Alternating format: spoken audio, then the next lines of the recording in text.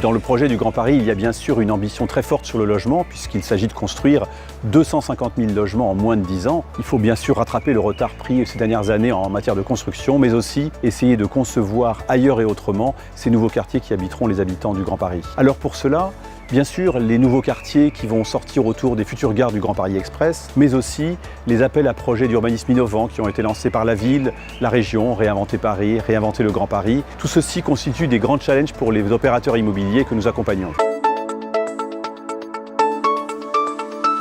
La Socfim, elle a accompagné ses clients promoteurs avec plus de 160 projets franciliens montés en 2017, plus de 12 000 logements qui vont configurer le futur du Grand Paris avec des immeubles plus environnementaux, des immeubles plus adaptés aux usages et au total plus adaptés aux besoins de ses futurs habitants.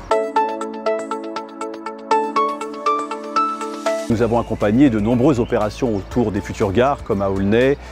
comme à Sevran, comme à Saint-Ouen. Mais aussi nous avons pu accompagner 4 des lauréats du concours Réinventer Paris,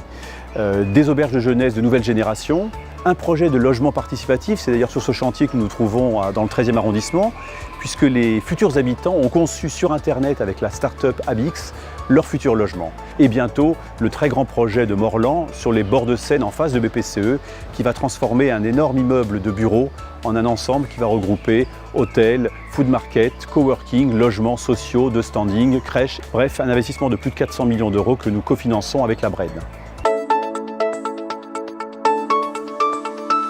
Il a fallu que la Socfim innove et l'ingénierie financière a permis de les accompagner. Pour preuve, la création, avec 5 autres entités du groupe BPCE, d'un fonds avec le promoteur Novaxia, fonds doté de 50 millions d'euros, qui a pour vocation de transformer des immeubles obsolètes en nouveaux immeubles de bureaux en logement, de bureaux en commerce ou en hôtel.